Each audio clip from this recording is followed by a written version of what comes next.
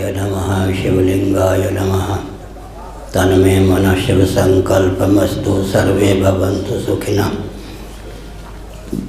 नामापिते च मधुरं मधुरं स्वरूपं कर्मापिते च मधुरं मधुरा स्मृतिश्च। बुद्धिं प्रबोधय प्रभो मधुबोधशक्तिं विद्यां प्रयच्छ परमां परिभावयामि। नारायणाखिल गुरो भगवन् नमस्ते शिवाय नमः शिवलिंगाय नमः। तन्मे मनः शिव संकल्पमस्तु सर्वे भवन्तु सुखिनः। श्री राम जय जय राम। श्री राम जय जय राम। धर्म की अधर्म का प्राणियों में विश्व का हर हर महादेव। गोविंद जय जय गोपाल जय जय। गोविंद जय जय गोपाल जय जय। राधा रमण हरि गोविंद जय जय। राधा रमण हरि गोविंद जय जय। श्री कृष्ण गोविंद हरे मुरारे। श्री कृष्ण गोविंद हरे मुरारे। ये नाथ नारायण वासुदेव। हे नाथ नारायण वासुदेव। श्री वृंदावन बिहारी लाल की जय। नमो महद्भ्यः शंभो शिव शिव शिव शिव शिव शिव नारायण नारायण नारायण। 10वां चलेगा क्या? श्रीमद् भगवद गीता अध्याय 5 श्लोक 10। ब्रह्मण्याधाय कर्माणि संगं त्यक्त्वा करोति यः लिप्यते न स पापेन पद्मपत्रमिवाम्भसा। नारायण।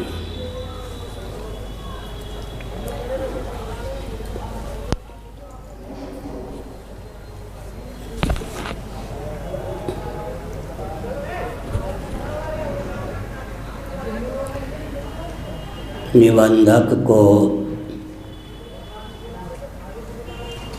मुक्ति प्रदान करने में हेतु बना देना, यही योग की चमत्कृति है। यद्यपि आत्म तत्व नित्य ही मुक्त है, परंतु इस तथ्य की अनुभूति के लिए कर्मकांड उपासना कांड की घाटी पार कर तत्वज्ञान अपेक्षित है। श्रीमद् भागवत में मुक्ति को परिभाषित किया गया। मुक्ति हित्वा अन्यथा रूपम स्वरूपेण व्यवस्थिति। अन्यथा रूपम हित्वा स्वरूपेण व्यवस्थिति मुक्ति। अनात्म वस्तुओं के अनुरूप आत्ममान्यता का त्याग कर आत्मानुरूप आत्मस्थिति का नाम मुक्ति है। देहेंद्रीय प्राणांतकरण से अतीत विविक्त असंग साक्षी स्वरूप आत्म तत्व है।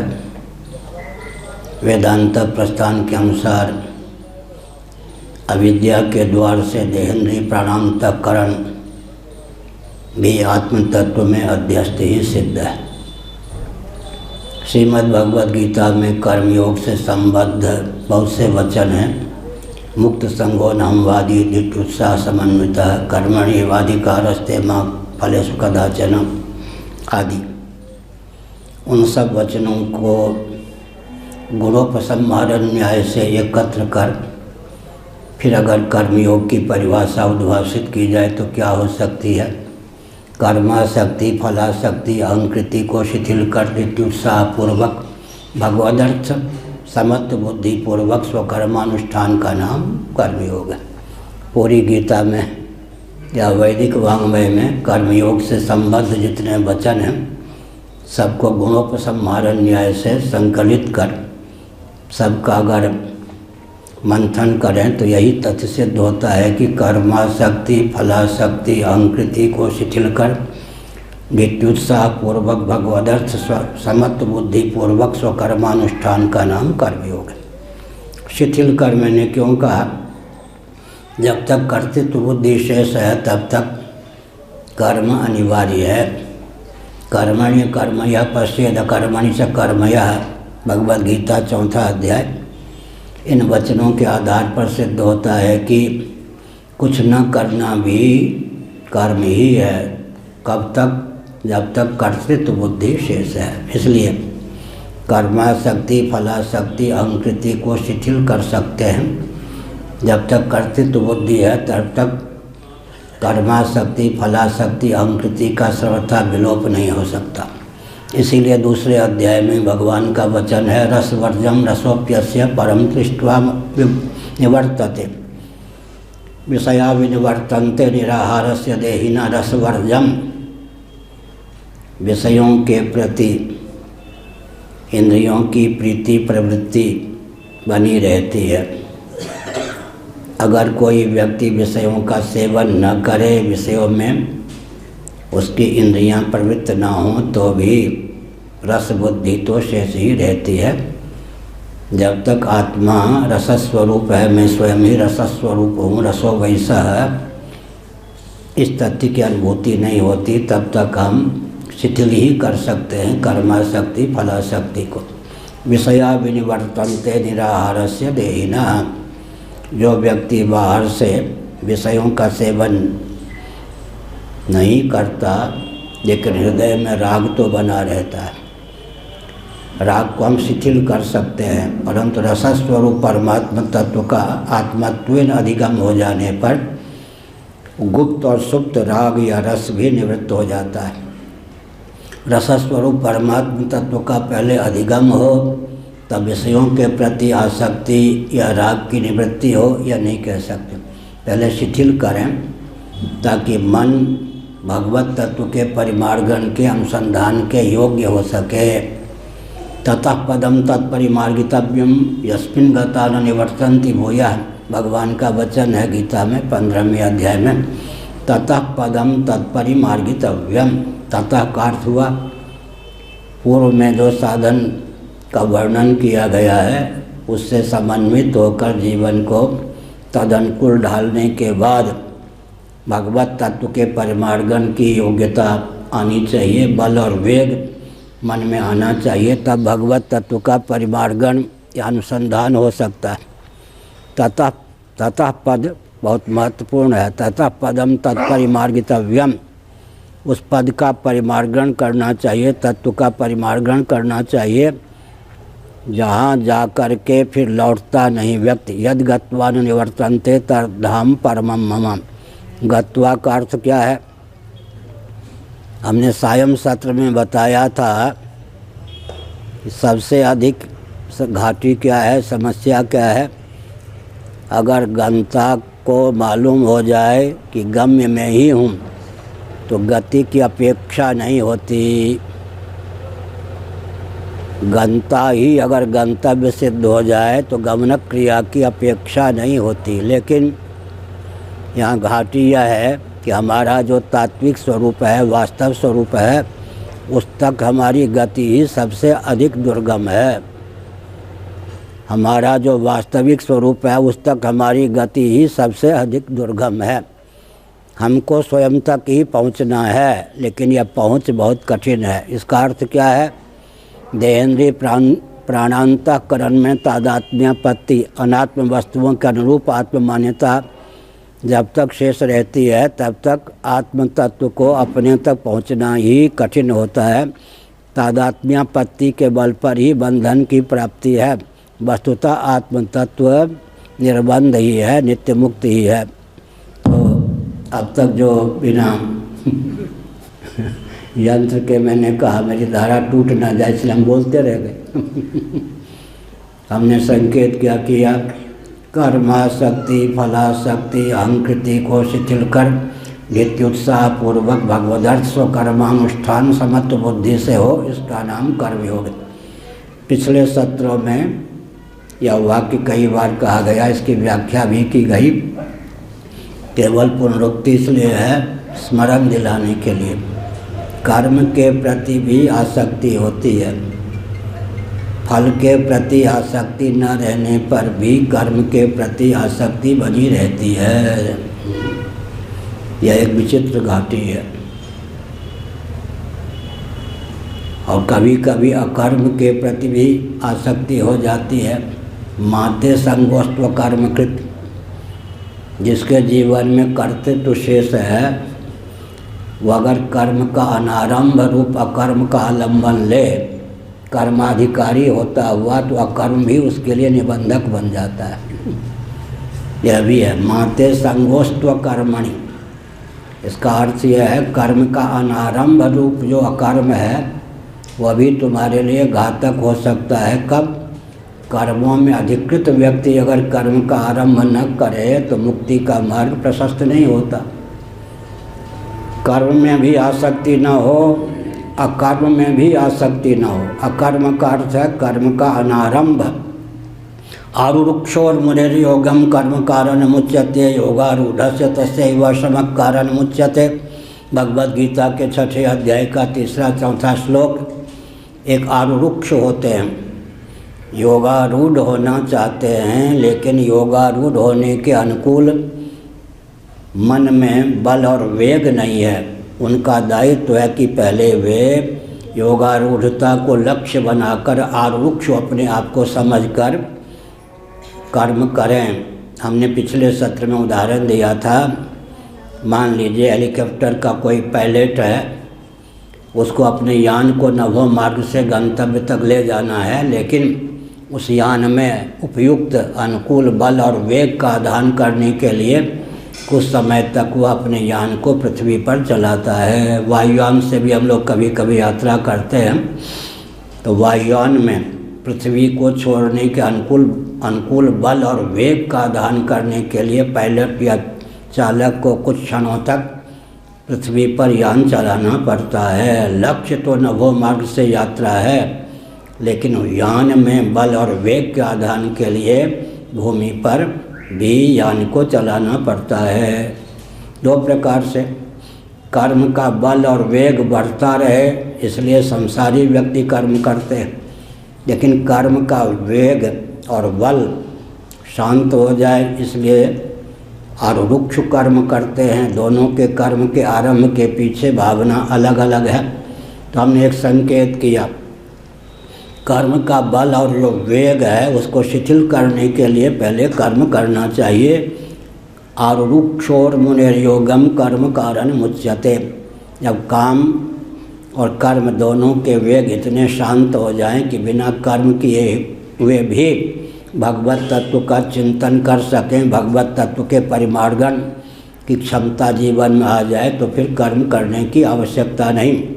शारीरम केवलम कर्म कुर्वन् नाप्नोति किल्बिषम्। शारीरिक कर्म का अर्थ है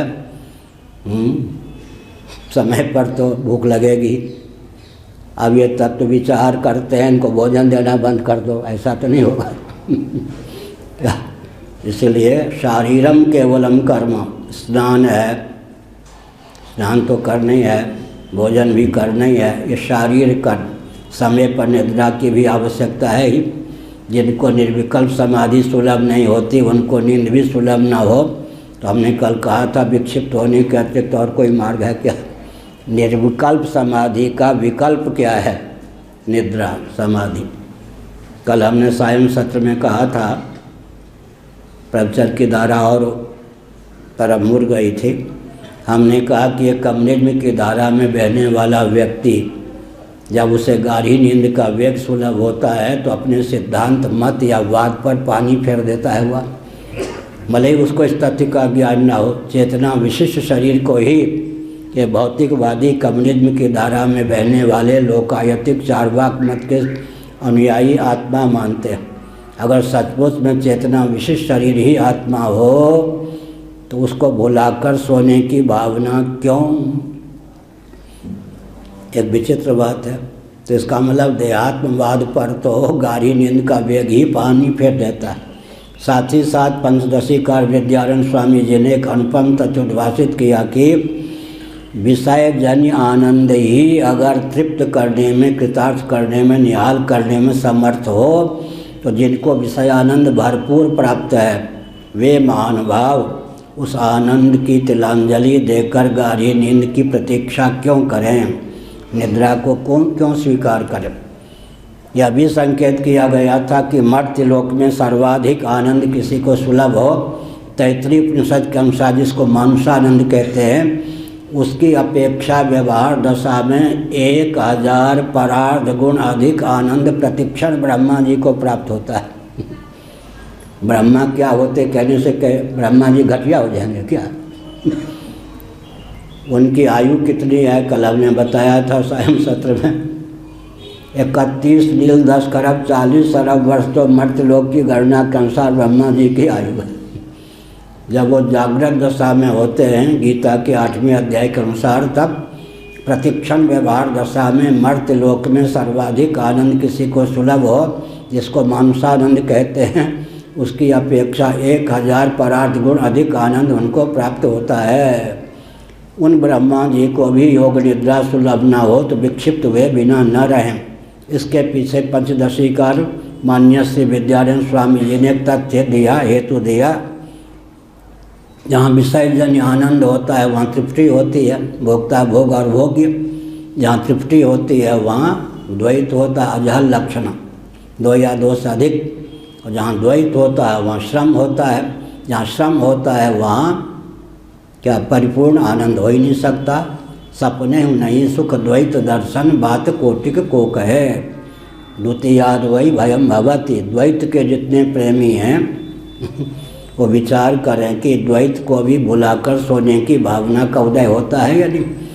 तुलसीदास जी विनय पत्रिका में कह चुके हैं, लिख चुके हैं, सपने नहीं सुख द्वैत दर्शन बात कोटिक को कहे। द्वैत तो है लेकिन इसके मूल में अद्वैत है। द्वैत को साधने वाला अद्वैत तत्व ही हो सकता है। गौड़पादाचार्य महाभाग ने इस तथ्य को उद्भाषित करते हुए लिखा, जात्या भाषम चला भाषम वस्त्वा भाषम तथैव च अजाचल वस्तुत्वम विज्ञानम शांतम अद्वयम। वैशेषिक प्रस्थान के आधार पर भगवान शंकराचार्य ने इस कारिका का अर्थ किया। जात्या भाषम अज तत्व है, इसलिए जाति का भी जन्म का भी आभास ही है, ब्रह्म ही है। चला भाषम अविक्रिय तत्व है, आत्म तत्व, क्रिया का भी आभास ही है। जात्या भाषम चला भाषम वस्त्वा वास्तम, गुण गुणी भाव भी आभास ही है, इसलिए वस्तु का भी आभास ही है। जात्या भाषम चला भाषम वस्त्वा भाषम तथैव च, वस्तु स्थिति क्या है? अजाचल वस्तुत्वम विज्ञानम शांतम अद्वयम। जो विज्ञान स्वरूप आनंद स्वरूप आत्म तत्व है, अज है। जात्या भाषम चला भाषम वस्त्वा भाषम तथैव च अजाचल, अचल भी है। अजाचल वस्तुत्वम, अवस्तु है का मतलब वास्तव वस्तु है। वेद्यम वास्तव मत्र वस्तु शिवदम, गुण गुणी भाव से अतीत वस्तु। बहुत बढ़िया। आनंद गिरि जी ने प्रश्न उठाया कि वेदांत वेद्य आत्मा को द्रव्य कहें या नहीं। द्रव्य गुण सामान्य विशेष समवाय अभाव ये सब वैशेषिकों के यहाँ के तत्व हैं। वेदांत प्रस्थान के अनुसार अगर हम आत्मा को द्रव्य कहेंगे तो गुण ही मानना पड़ेगा। सामान्य गुण और विशेष गुण, कम से कम आकाश आदि, आकाश में तो विशेष गुण भी है। शब्द सामान्य गुण से संपन्न तो प्रत्येक द्रव्य को वैशेषिक मानते हैं। ऐसी स्थिति में आत्मा को वेदांत प्रस्थान के अनुसार द्रव्य कहना चाहिए या नहीं? आनंद गिरि जी ने लिखा नहीं कहना चाहिए। अगर कहना ही हो तो द्रव्य की परिभाषा ही वेदांत सम्मत कर लेनी चाहिए। गुण गुणी भाव से जो रहित हो वह वेदांत प्रस्थान में द्रव्य है। हो गया ना। आनंद गिरि जी ने अपने प्रस्थान की सीमा में द्रव्य को उद्भाषित किया। तो ब्रह्मण्यादाय कर्माणि संगं त्यक्त्वा करोति या लिप्यते न स पापे न पद्म पत्र विवाम्भसा ब्रह्मण्य आदाय कर्माणि। इसका मतलब कर्म को ऊर्ध्वमुख करें। बहुत विचित्र बात भगवद गीता के 3 अध्याय में बताया गया। अक्षर संज्ञक परमात्म तत्व, भगवत तत्व या ब्रह्म तत्व या आत्म तत्व से महासर के प्रारंभ में शब्द ब्रह्मात्मक वेद की अभिव्यक्ति होती है। ब्रह्म ब्रह्म माने शब्द ब्रह्म की अभिव्यक्ति होती है। शब्द ब्रह्म से कर्म की अभिव्यक्ति होती है। जो वैध कर्म होता है शास्त्र सम्मत ही होता है। इसलिए अक्षर संज्ञक परमात्मा तत्व से परब्रह्म से शब्द ब्रह्मात्मक वेदों की अभिव्यक्ति, वेदों से कर्मों की अभिव्यक्ति और कर्मों से अंत में पुनर्भव की अभिव्यक्ति। कर्म का फल है पुनर्भव। क्या अर्थ हुआ? स्वयं जन्म लेना, दो चार लाला लाली को जन्म दे देना, यही तो है कर्म का फल। कर्म का पर्यवसान है उद्भव, जन्म लेने की योग्यता पालना, अन्य जीवों को जन्म देने की योग्यता बना के रखना। दो चार लाला लाली हो जाएं, स्वयं किसी के लाला या लाली बन जाएं। इसलिए अगर कर्म को उद्गम स्थान ऊर्ध्वमुख कर दें तब क्या होगा? कर्म और आत्मा के मध्य में केवल शब्द ब्रह्म नामक वेद एक घाटी रह जाए। अगर कर्म को ऊर्ध्वमुख कर दें तो कर्म और अक्षर संज्ञक आत्म तत्व के मध्य में केवल शब्द ब्रह्म वेद रूपी घाटी बच जाए। वो भी कितना? विष्णु पुराण के अनुसार मैं संकेत करता हूँ 80% कर्मकांड परक मंत्र है। 80,000, 1,00,000 में 80,000, 16,000, 4,000 यह अनुपात रेशियो है विष्णु पुराण में। तो हम कह सकते हैं कि 80% कर्मकांड परक मंत्र हैं, 16% उपासना कांड परक मंत्र हैं, 4% ज्ञान कांड परक मंत्र हैं और 4% जो ज्ञान कांड परक मंत्र हैं वो भी फिर तत्व जिज्ञासु के प्रति 4 महावाक्यों के रूप में ही स्फुरित होते हैं। वे 4 महावाक्य भी केवल एक अक्षर के रूप में ओमित्येकाक्षरम ब्रह्म, अकार उकार मकार से समन्वित 3 के योग से भी एक ही संज्ञा है। ओमित्येकाक्षरम ब्रह्म, ब्रह्म माने शब्द ब्रह्म। ओम जो है एकाक्षर है, 3 के योग से भी एक की संज्ञा होती है। क्या हुआ? संघ बल हुआ या नहीं? 3 अगर मिल के चलें तो एक नाम होगा या 3? संघ बल भी ओमित्येकाक्षरम ब्रह्म, एकाक्षर कैसे हो गया जी? ओ भी है, वो भी है, मोह भी है, 3 के योग से ओम की निष्पत्ति होती है, परंतु एकाक्षर कैसे कह दिया भगवान ने? इससे संघ बल का भी महत्व ख्यापित होता है। 3 अगर सर्वथा संगठित हो जाएं, सम्मिलित हो जाएं, एक ही रूप में उनकी परिगणना होती है। बहुत ऊंची बात। संघ बल, वेदांत से भी संघ बल निकालना चाहिए है ना। तो हमने कहा ओमित्येकाक्षरम ब्रह्म का सार निकला। ओम जो है सर्वे वेदा यत् पद्मामनन्ति, ओम जो है वेदों का बीज है। ओम वेदों का बीज है। केवल मांडुक्य उपनिषद के आधार पर विचार करें तो किसी को विधिवत मांडुक्य कारिका के अनुसार ओमकार सदा हो, अखिल ब्रह्मांड का वर्णन केवल एक अक्षर के माध्यम से कर सकता है। आदि भौतिक धरातल पर, आध्यात्मिक धरातल पर, आधिदैविक धरातल पर जो भी अनात्मक प्रपंच का स्वरूप सिद्ध होता है उसका वर्णन कर सकता है। साथ ही साथ उनसे अतीत, इन सब से अतीत जो आत्म तत्व है उसका भी अधिगम ओम के आधार पर हो सकता है।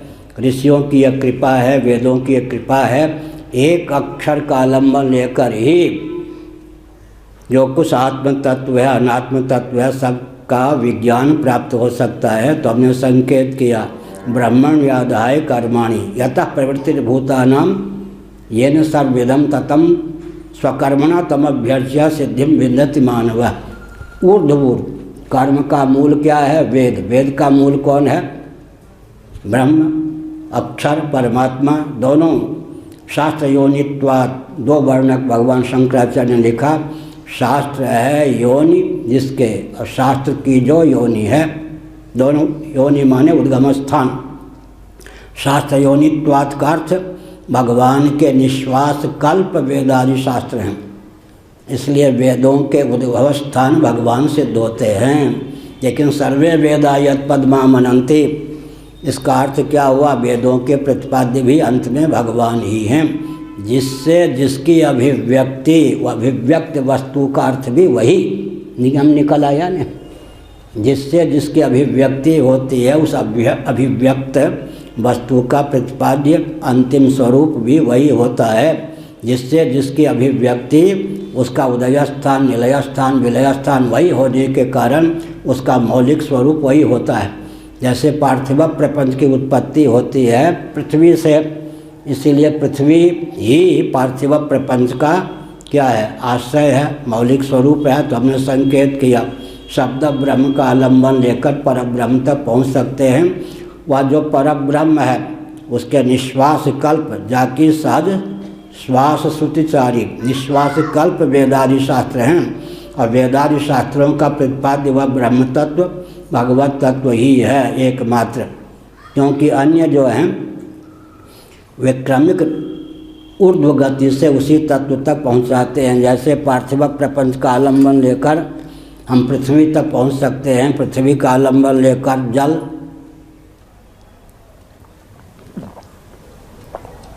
जो कि पृथ्वी की अपेक्षा सन्निकट निर्विशेष है, उस तक मन को पहुंचा सकते हैं। जल का आलम्बन लेकर सन्निकट निर्विशेष अग्नि तक, अग्नि का आलम्बन लेकर सन्निकट निर्विशेष वायु तक, वायु का आलम्बन लेकर सन्निकट निर्विशेष आकाश तक, आकाश का आलम्बन लेकर निर्विशेषता की अवधि आत्मा तक पहुंच सकते हैं। इसलिए उपाय सोबत आ रहा है, बहुत बढ़िया मानवों के कार्य का अवतरण। ये जो जगत है ये बहुत कृपा है भगवान की। जगत क्या है, जगत महाप्रलय में वही चल रहा है, वेद स्तुति में महाप्रलय में हम जितने प्राणी हैं सब के सब भगवान से एकीभूत होकर रहते हैं। स्थिति तो सबकी भगवद रूपता को लेकर एक ही होती है, सब के सब सदरूप परमात्मा स्वरूप होकर ही महाप्रलय में शेष रहते हैं, लेकिन दृष्टि नहीं रहती। इसलिए महास्तर के प्रारंभ में फिर देहेंद्रीय प्राणांतकरण से युक्त जीवन प्राप्त हो जाता है। बहुत विचित्र बात है। अगर जगत में हैं तो जगत का उपयोग क्या करना चाहिए, इस पर विचार करने की आवश्यकता है। यतः प्रवृत्तिर्भूतानां येन सर्वमिदं ततं स्वकर्मणा तमभ्यर्च्य सिद्धिं विन्दति मानवः। ऊर्ध्वमुख करना चाहिए, जहाँ से जगत की प्रवृत्ति हुई है, देहेंद्रीय प्राणांतकरण की निष्पत्ति हुई है, तदर्थ ही जीवन और जगत का उपयोग करना चाहिए। तब क्या होगा, ब्रह्मण यादाय कर्माणि, हमने बताया कर्म जो स्वभाव से निबंधक हैं। योग कर्मसु कौशलम, कुशोत्पाटनी अमावस्या के समय, अब तो कर्मकांड का विलोप हो गया है। हम लोग जब बचपन में थे तो कुशोत्पाटनी अमावस्या के दिन ब्राह्म मुहूर्त में जाकर कुश को पाटते थे। देव कार्य पितृ कार्य का वर्ष भर संपादन होता रहे, इस भावना से भावित होकर कुश के पत्ते बड़े तीक्ष्ण होते हैं, कुश की जड़ भी तीक्ष्ण होती है, इस विधा से कुश को पाटें ऐसे कि कुश भी हाथ लग जाए और हाथ छिलने से बच भी जाए। कुश को पाटने में जिस दक्षता का उपयोग होता है उसी का नाम कौशल है। कुश शब्द से ही कौशल, और ये वंश कहते हैं ना बाँस को। तो देखिए बाँस से भी बहुत से शब्द बने। कौन सा वंश, किस वंश के आप हैं? बाँस की जो वंश परंपरा होती है उससे भी बहुत से शब्दों को लिया गया है। हमारे ऋषि मुनि जो थे स्थावर प्राणियों से भी शिक्षा लेते थे, उसके आधार पर भी दर्शन शास्त्र की उद्भावना करते थे। तो ब्रह्मण यादाय कर्माणि, ब्रह्म को ही लक्ष्य बनाकर कर्म का जो उद्गम स्थान वेद, उस वेद के द्वार से ब्रह्म को ही लक्ष्य बनाकर अर्थात अपनी ज्ञान शक्ति का उपयोग भगवदर्थ करके संगम त्यक्त्वा करोति, यह कर्म के परम उद्भव स्थान ब्रह्म तत्व को लक्ष्य बनाकर ही जिसके सब प्रकार के कर्म होते हैं। ब्रह्मण यादाय कर्माणि संगम त्यक्त्वा करोति सः लिप्यते न स पापेन। यहाँ पाप शब्द बुरा न मानो होली है। पाप का अर्थ है पुण्य पाप दोनों। मुमुक्षु के लिए पुण्य भी पाप है, भाष्यकार लिखते हैं। लिप्यते न स पापेन, यहाँ क्या है? यहाँ पाप का अर्थ हुआ मुमुक्षु के लिए कर्तृत्व बुद्धि पूर्वक जो पुण्य का अनुष्ठान है वो भी निबंधक होने के कारण पाप कोटि प्रविष्ट है। शिष्य कोटि प्रविष्ट के समान पाप कोटि प्रविष्ट है। लिप्यते न स पापे न पद्म पत्र मीमांसा, दो प्रकार की ही असंगता होती है। भगवान शंकराचार्य महाभाग ने इस श्लोक के माध्यम से अन्यत्र गीता भाष्य में सिद्ध किया। 2 प्रकार की असंगता सांख्यों के यहाँ पद्मपत्र मीमांसा पानी है, उसी वही उद्गम स्थान है किसका, कमल का। पद्मपत्र पानी से उत्पन्न है इसलिए, और पंख से भी प्रादुर्भूत है।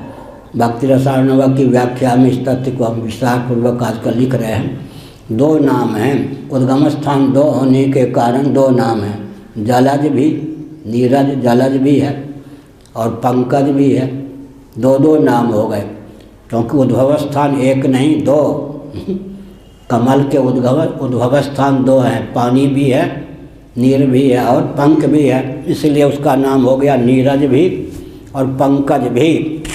लेकिन कमल की विशेषता क्या है जी, पंख में दुर्गंध होती है, उस दुर्गंध से अतिक्रांत कमल होता है या नहीं, दुर्गंध से अतिक्रांत पद्मपत्र होता है, पद्म का पुष्प होता है और अपने उद्गम स्थान से भी अलिप्त रहता है। ये भी विशेष बात है। और पंखगत दुर्गंधि से युक्त, द्रवगत और जलगत द्रवता से रहित लेकिन स्निग्धता से युक्त। जल का गुण तो उसने ले लिया, द्रवता को नहीं लिया, स्निग्धता को ले लिया। और पंख का इतना शोधन हो गया कि पंख में जो दुर्गंध है उससे बच करके सुगंध का आधायक भी हो गया। ये बहुत ऊंची बात। और एक विचित्र बात है, असंगता जहाँ पर है वहाँ कृतज्ञता की भी पराकाष्ठा है। अगर पंख न रहे, जल न रहे तो सुख भी जाता है, असंगता भी है और कृतज्ञता भी है, दोनों भी है। इसलिए पद्मपत्र मीमांसा, एक असंगता का स्वरूप यही है। दूसरा भगवान शंकराचार्य ने लिखा, इस सांख्य प्रस्थान के अनुसार पहले असंगता जीवन में डालनी चाहिए, उसके बाद मरुजल, मरुस्थल में जो भ्रांति वसात जल की प्रतीति होती है, मरुजल मरुजल जो होता है, मृग तृष्णिका उसको क्यों कहते हैं, मृग की मूढ़ता का द्योतक है। मनुष्य तो शिक्षा ले लेता है, जैसे दूर से हमको लग रहा था अपार अगाध जल राशि है, लेकिन यहाँ तक पहुँचने पर जल राशि मरु के रूप में ही परिलक्षित हुई। आगे भी इसी प्रकार मनुष्य तो शिक्षा ले लेता है, मृग शिक्षा नहीं ले पाता। यहाँ नहीं सही, आगे तो जल होगा ही, भटक के मर जाता है, प्यासे मूर्छित हो जाता, गिर पड़ता है। इसलिए मृग तृष्णिका है जो शिक्षा न ले सके, क्या जो ठोकर खा के भी शिक्षा न ले सके, उसके लिए जगत मृग तृष्णिका के समान है। अर्थात मृग प्यासा पानी पीना चाहता है, दौड़ता रहता है, लेकिन शिक्षा नहीं ले पाता। जैसे यहाँ मैं हूँ, जब यहाँ नहीं था तब पानी की प्रतीति हो रही थी, आगे भी पानी नहीं है, उसकी मूढ़ता को द्योतित करने के लिए मृग तृष्णिका शब्द का प्रयोग किया गया। हमने संकेत किया, सांख्य प्रस्थान के अनुसार विवेक होता है, वेदांत प्रस्थान के अनुसार विमल विवेक होता है। गीता के 13वें अध्याय का हमने उदाहरण दिया था। गीता के 13वें अध्याय का जो अंतिम श्लोक है, क्षेत्र क्षेत्रज्ञ योरेव मंत्रम ज्ञान चक्षुषा, ये सांख्य दृष्टि से उपसंहार है। क्या है, विवेक। भूत प्रकृति मोक्षम च ये विदुर्यांति ते परम, ये वेदांत प्रस्थान के अनुसार विमल विवेक है। तुलसीदास जग आप सहित जब लग निर्मूल न होई, तब लग कोटि उपाय करिए मरिए तरी नहीं भाई। विवेक से काम नहीं चलेगा, विमल विवेक। तुलसीदास जग आप सहित, अमर्थ के सहित, निर्मूल माने अविद्या का उच्छेदन। तुलसीदास जग आप सहित जब लग निर्मूल न होई, तब लग कोटि उपाय करी मरी तरी नहीं भाई। इसलिए हमने कहा विवेक ही नहीं, विमल विवेक। विमल विवेक क्या है, भूत प्रकृति मोक्षम च, भूत माने पंचभूत। स्मशान में रहने वाले भूत को भूत क्यों कहते हैं, किसी की यह बुद्धि न हो जाए कि काल्पनिक है, यथार्थ नहीं, इसलिए उसको भूत कहते हैं। वो भी एक यौन विशेष है, भूतानि यान्ति भूतेज्या। इसलिए भूत को भूत क्यों कहते हैं, भूत का अर्थ होता है सिद्ध पदार्थ। भूत को भूत क्यों कहते हैं, किसी की यह कल्पना न हो जाए कि साहित्यिकों के द्वारा जैसे बच्चे को डराया जाता हौवा, ऐसे कोई हौवा ना हो, बौवा ना हो। सचमुच में भूत योनि है, योनि विशेष है, देह विशेष है। इस तथ्य को सिद्ध करने के लिए भूत को भूत कहा गया। यहाँ पंचभूत, भूत प्रकृति मोक्षम च, भूत और प्रकृति माने पंचभूतों का उपादान। भूत प्रकृति मोक्षम च ये विदुर्यान्ति ते परम, ब्रह्मात्म तत्व के विज्ञान से पांच भौतिक प्रपंच ही नहीं, उनका उपादान पंचभूत ही नहीं, पंचभूतों का उपादान प्रकृति का भी मोक्ष हो जाता है, बाध हो जाता है। भूत प्रकृति मोक्षम च। एक बार यहीं सूर्याबाजी महाराज के यहाँ में रहता था सन 72 में। श्री राम सुखदास जी महाभाग ने हमको बुलवाया, 2 महीने अपने पास रखा, 1 महीना कलकत्ता में, 1 महीना मुंबई में। मुंबई की बात है, कार में बैठ के कहीं जा रहे थे प्रवचन के लिए। उन्होंने बहुत ही आस्थापूर्वक, प्रेम पूर्वक, अपनत्वपूर्वक पूछा कि भूत प्रकृति मोक्षम च वे ये विदुर्यान्ति ते परम। इसका अर्थ मध्वाचार्य जी ने वही कर दिया जो शंकराचार्य ने। ये तो फिर द्वैत नहीं रहा। धीरे से पूछा। हमने कहा आपकी भी लाचारी है, मध्वाचार्य जी की भी लाचारी थी। सभी सयाने एक मत, विदुषाम की मशोभनम। तत्व का जो पक्षधर होगा उसको अद्वैत मानना ही पड़ेगा। श्री मध्वाचार्य ने भी वही अर्थ कर दिया, भूत प्रकृति मोक्षम च। यहाँ आकर शंकराचार्य से एकीभूत हो जाते हैं मध्वाचार्य जी। भूत प्रकृति मोक्षम च माने पांच भौतिक प्रपंच का जो उपादान कारण भूत, पांच भौतिक प्रपंच के उपादान कारण जो पंचभूत, उनका जो उपादान कारण प्रकृति, पांच भौतिक प्रपंच के सहित पंचभूतों के सहित प्रकृति का भी ब्रह्मात्म तत्व के विज्ञान से बाध होता है। मोक्ष का अर्थ उनका कल्याण हो जाता है, माने बाध होता है। एक बहुत विचित्र बात, बौद्धों का जो है नैरात्म्यवाद है। हमारा क्या है, जिसका हम बाध करते हैं उसको शाश्वत जीवन प्रदान करते हैं। अंतर हुआ है ना आकाश। उनके यहाँ अस्तित्व का अपलाप और उच्छेद है, हमारे यहाँ शाश्वत अस्तित्व प्रदान करना। हमारे मिथ्यात्व में और बौद्धों के मिथ्यात्व में आकाश पाताल का अंतर हुआ या नहीं। मृत्तिके तेव सत्यम, पार्थिव प्रपंच के मिथ्यात्व के निश्चय का अर्थ क्या हुआ, उसको मिट्टी के रूप में, मृत्तिका के रूप में सत्य सिद्ध करना। बहुत ऊंची बात। घट की आयु कितनी होगी, कितने भी संभाल के रखो, 10 वर्ष 5 वर्ष। हाँ, एक चाचा थे पड़ोसी, व्याकरण के बहुत अच्छे विद्वान। तो मैं हाई स्कूल में पढ़ता था, लोहा हाई स्कूल में। विद्यालय से लौट रहा था, मिल गए, एक घड़ा खरीद को ला रहे थे, 3 किलोमीटर लगभग जन्मभूमि। तो हमने कहा चाचा जी ये घड़ा हमको दे दीजिए, और आप व्याकरण के आचार्य, मैं प्रश्न करता चलूँगा, आप उत्तर देते जाएंगे। उन्होंने कहा बात ठीक है, ले जाओ, ले चलो। मैं प्रश्न करता था, उत्तर शिष्टाचार के लिए मैं कुछ बराबर न हो के ऐसे दब के किनारे।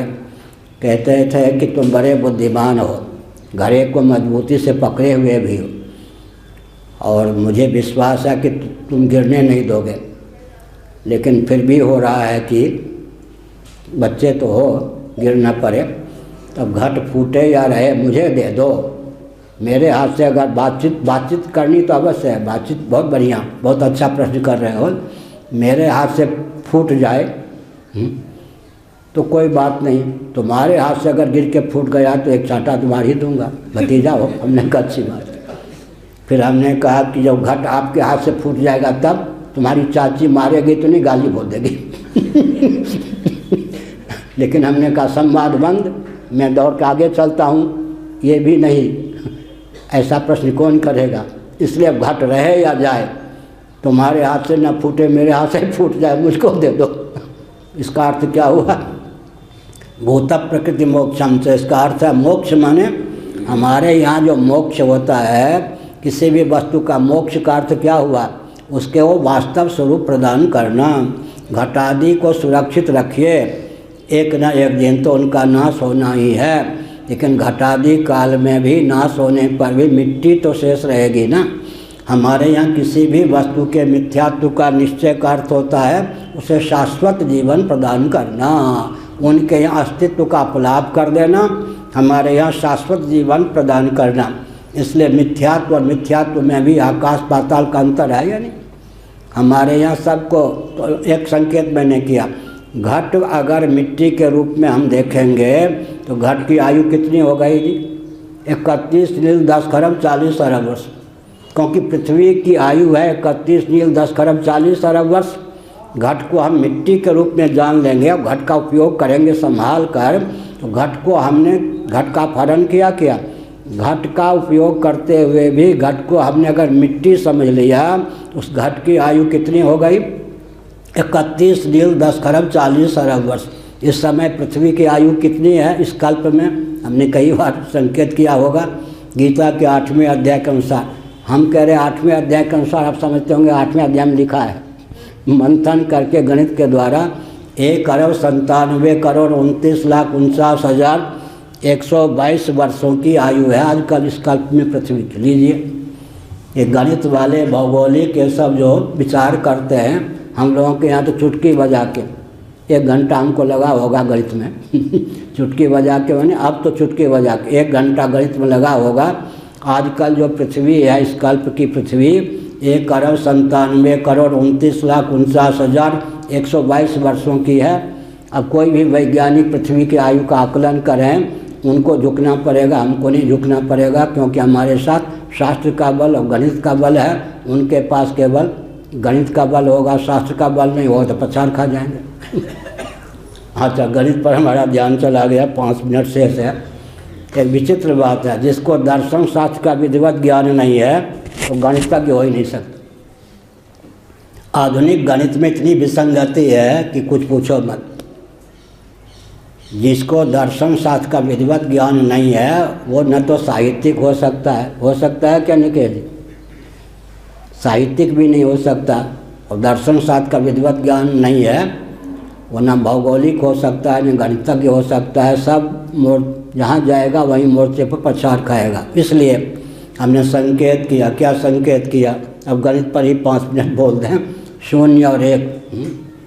शून्य क्या है? निर्विशेषता की अवधि। शून्य का अर्थ होता है अभाव नहीं, शून्य का अर्थ होता है निर्विशेषता की अवधि। जो निर्विशेषता की अवधि होती है वह सविशेष के समाश्रित रहकर ही अपनी सत्ता और उपयोगिता को सिद्ध करती है, वह भाव रूप नहीं होती। एक वाक्य हमने कहा, फिर से सुनिए।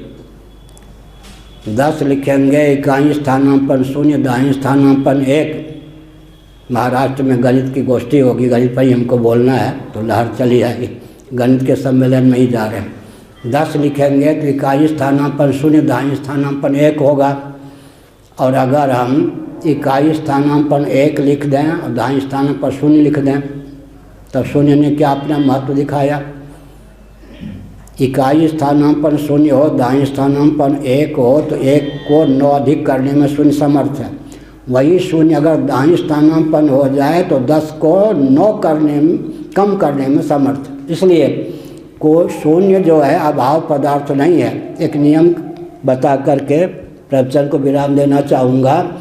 सत्य जो है परमात्मा तत्व सबका आश्रय है, तो परमात्मा तत्व है, सत्य है। कोई भी निर्विशेषता की अवधि होती है वस्तु, वह सविशेष के समाश्रित रहकर ही अपनी सत्ता और उपयोगिता को सिद्ध करती है।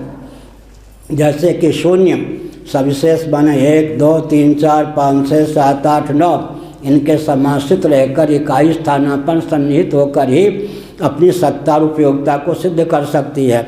लेकिन केवल निर्विशेष के समाश्रित सविशेष हों तब निर्विशेष निर्विशेष होकर ही रहता है। इसी प्रकार सन घट सन पट सन त्यापस्त भू सन वायु पंचदशी। घट है, पट है, वायु है, पृथ्वी है। ये सत्य क्या हुआ? सत्य सबका मूल है, निर्विशेषता की अवधि है, लेकिन अपने कार्य घट पट और क्या है, स्त्री पुरुष पृथ्वी जल तेज वायु आकाश के समाश्रित होकर ही अपनी सत्ता और उपयोगिता को सिद्ध करता है। इसका अर्थ निर्विशेषता की जो अवधि होती है किसी सविशेष के समाश्रित रहकर ही अपनी सत्ता और उपयोगिता को सिद्ध करती है। ब्रह्मण यादाय कर्माणि यथा प्रवृत्तिर्भूतानां येन सर्वमिदं ततं स्वकर्मणा तमभ्यर्च्य सिद्धिं विन्दति मानवः। जिस ब्रह्म से वेद के द्वार से कर्म की अभिव्यक्ति हुई, उत्पत्ति हुई, निष्पत्ति हुई, उस ब्रह्म को ये लक्ष्य बनाकर जो कर्मों का अनुष्ठान करता है, लिप्यते न स पापेन, और पाप से लिप्त नहीं होता, मैंने पाप करते हैं शुभाशुभ कर्मों से लिप्त नहीं होता। जैसे कि जल से अलिप्त रहकर ही जलज राम राज्य को भरत संहारा तुमने कैसे, जल में रहकर जलज विलग हो जल से जैसे। राम राज्य को भरत संभाला तुमने कैसे, जल में रहकर जलज विलग हो जल से जैसे। 10वीं कक्षा में कभी पढ़े होंगे। राम राज्य को भरत संभाला तुमने कैसे, जल में रहकर जलज विलग हो जल से जैसे। तो एक प्रश्न हमने बताया कि सांख्यों के यहाँ इस प्रकार की असंगता होती है पद्म पत्र के समान। पद्म पत्र पर समासीन जो जल होता है, अब पद्म पत्र जल में समासीन रहता है फिर भी अलिप्त रहता है, लेकिन दूसरी है मरुजल के समान। यही प्रश्न उठाया था वेदांत प्रस्थान में। जब अनात्मा प्रपंच का बाद हो जाता है, भूत प्रकृति मोक्षम च, प्रकृति सहित प्रपंच का बाद हो जाता है, तब क्या हो गया, मरुजल के समान असंगता। जैसे मरुस्थल जो होता है अपने में प्रतीति गोचर, दृष्टिगोचर, परिलक्षित, प्रातिभाषिक जल से सर्वथा मरुस्थल असंग रहता है। इसलिए तत्वज्ञों के जीवन में असंगता परिपूर्ण होती है। वो तत्वज्ञ नहीं होते हैं, सांख्य की दृष्टि से केवल विवेकी होते हैं, उनकी असंगता क्या होती है, काम चलाऊ होती है। बुरा न मानो होली है। एक और बात कह दे, विवर्तवाद मानेंगे तो भगवान नाम का सर्वाधिक महत्व सिद्ध होगा। विवर्तवाद नहीं मानेंगे तो भगवान नाम का सर्वाधिक महत्व सिद्ध नहीं होगा। इसलिए भगवान नाम के महत्व को सिद्ध करने के लिए भी विवर्तवाद आवश्यक है। कैसे लिखा, नाम लेत भव सिंधु सुखाई, करो विचार सुजन मन माही। ये बहुत विचित्र बात है। विवर्तवाद के आधार पर भगवान नाम का महात्म्य सर्वाधिक होगा या नहीं? परिणामवाद आदि के आधार पर भगवान नाम का सर्वाधिक महत्व हो ही नहीं सकता है। तुलसीदास जी की इस पंक्ति का अर्थ लगाइए, नाम लेत भव सिंधु सुखाई, अब भव सागर चाह पार जो पावा। भव सागर को पार करना एक है, और भव सागर में रह कर के भी डूबने से बचना, था पा लेना दूसरी चीज़ है, और भव सागर को सोख लेना तीसरी चीज़ है। जब हम भवसागर, बहुत बढ़िया, श्री वैष्णवाचार्य में हम लोगों में कोई भेद नहीं है, क्योंकि हम किसी का खंडन नहीं करते। पूज्य गुरुदेव ने हमको संकेत किया। एक कहते हैं क्या हुआ, आनंद सिंधु में भव सिंधु की भावना हो गई है, ये भक्ति प्रस्थान के अनुसार वाक्य है। और लठमार होली हो गई क्या, कल हो गई। अब लठमार होली क्या है, आनंद सिंधु में भव सिंधु की भ्रांति है, ये लठमार होली है। और आनंद सिंधु में भव सिंधु की भावना हो रही है। भक्तों के बीच में बोलना हो तो लठमार होली नहीं, आनंद सिंधु में भव सिंधु की भावना हो गई है। यही कष्ट में हेतु है, भक्त लोग रीझ जाएंगे, बढ़िया। और आनंद सिंधु में भव सिंधु की भ्रांति है, लठमारेंगे, लठमार होली कर देंगे। इसलिए बोलने में भी आनंद सिंधु में भव सिंधु की भावना हो गई है, सदा तद्भाव भाविता। और आनंद सिंधु में भव सिंधु की भ्रांति है। भाषा में अलग भेद है ना, भाव में तो भेद नहीं है। तो आज के प्रवचन का सार क्या हुआ, सांख्यों के यहाँ दो वस्तुओं का अस्तित्व रहने पर भी एक अगर दूसरे से अलिप्त हो, उस प्रकार की असंगता सिद्ध है। क्योंकि जल का भी अस्तित्व है, कमल का भी अस्तित्व है, लेकिन जलज या और पंकज जल में रहकर भी उससे अलिप्त रहता है। वेदांत प्रस्थान में प्रथम कोटि का विवेक ही है। दूसरी प्रकृति का विवेक क्या है, भूत प्रकृति मोक्षं च। वास्तव में अलिप्तता की यह पराकाष्ठा है। जिस प्रकार मरु जल से मरुस्थल अलिप्त रहता है, उसी प्रकार ब्रह्म तत्व को जो आत्मत्व न जान लेता है, प्रकृति और प्रपंच से अलिप्त रहता है। अलिप्तता की बात पहले आएगी या बाद में आएगी। अभी क्या करना चाहिए, ब्रह्मण यादाय कर्माणि, भगवदर्थ कर्मों का अनुष्ठान करें। संगम त्यक्त्वा करोति, आसक्ति का त्याग करके कर्म करें। कर्मासक्ति, फलासक्ति, अहंकृति को शिथिल कर धृत्युत्साहपूर्वक भगवदर्थ समत्व बुद्धिपूर्वक कर्मों का अनुष्ठान करें। लिप्यते न स पापेन, वो शुभाशुभ कर्मों से अलिप्त रहता है।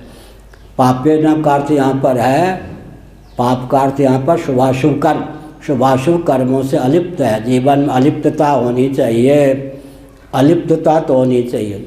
अलिप्तता नहीं होगी तो अंत में गृहस्थाश्रम में जो प्रवेश है, कई बार हमने कहा अन्यत्र वंश परंपरा का विलोप ना हो, पहला प्रयोजन ये।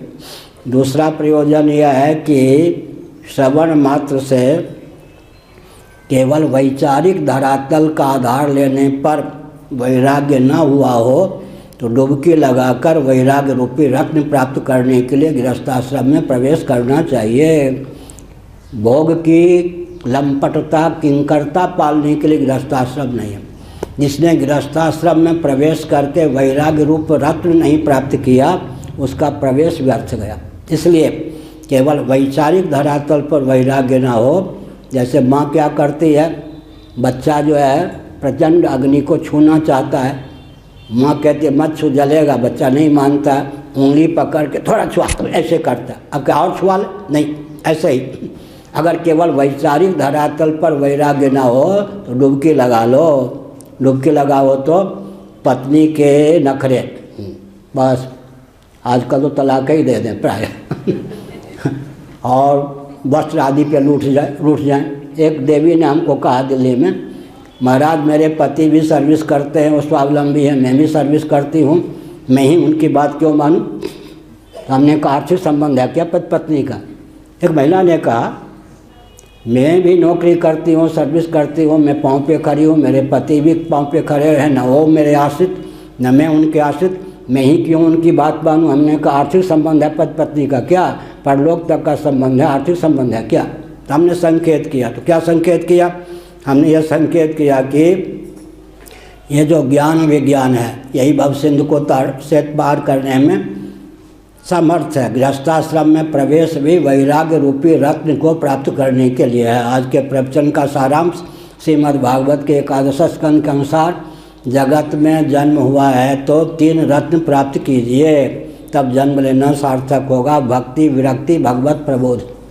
भक्ति भगवान की भक्ति, विरक्ति संसार से विरक्ति, भगवत तत्व का यथार्थ बोध। भक्ति, विरक्ति, भगवत प्रबोध रूप 3 रत्न को प्राप्त करने के लिए ये भव बना है। जन्म हुआ है तो 3 रत्न अंतिम सांस से पहले प्राप्त कर लें। उदाहरण बहुत बढ़िया दिया गया श्रीमद् भागवत के 11 स्कंद में। एक कालावच्छेदेन, अगर कोई अभीष्ट भोजन की प्राप्ति हो जाए तो व्यक्ति जब भोजन करता है प्रत्येक ग्रास में क्या होता है? भूख की निवृत्ति होती है, देहेंद्रीय प्राणांतकरण में पुष्टि का संचार होता है, तृप्ति होती है। अभीष्ट भोजन अगर मिल जाए तो 3 फलों की एक साथ समुपलब्धि होती है, पृथक से प्रयास नहीं करना पड़ता। इसी प्रकार अगर वैदिक विधा से, शास्त्र सम्मत विधा से साधन पथ पर चलते हैं, पृथक पृथक प्रयास नहीं करना पड़ता। नहीं तो पृथक पृथक वैराग्य के लिए अमुक साधन है, भक्ति के लिए अमुक साधन है, ज्ञान के लिए अमुक साधन है, लेकिन एक साथ तीनों फलों की प्राप्ति हो जाएगी। जैसे अभिमत भोजन करने पर भूख की निवृत्ति भी होती है, देहेंद्रीय प्राणांतकरण की पुष्टि भी होती है और अंत में तृप्ति भी होती है, ऐसे ही भव से वैराग्य भी होगा, भगवान के चरणों में भक्ति का उदय भी होगा, तत्व ज्ञान का मार्ग भी प्रशस्त होगा। भक्ति, विरक्ति, भगवत प्रबोध, इन 3 रत्नों को प्राप्त करने के लिए भव का निर्माण हुआ है। तदर्थ से ब्रह्म को लक्ष्य बनाकर स्वकर्म का जो अनुष्ठान करते हैं पहले अलिप्त हो जाते हैं। किस प्रकार की अलिप्तता उनके जीवन में आती है? जिस प्रकार पद्मपत्र जल में रहकर भी अलिप्त रहता है, आगे चल करके जब ब्रह्म तत्व का उनको विधिवत विज्ञान हो जाता है तब क्या होता है? जैसे मरुजल मरुस्थल से अलिप्त रहता है, उसी प्रकार वे भव में रहकर भी भव से अलिप्त रहते हैं। हर हर महादेव। बुरा न मानो, होली है।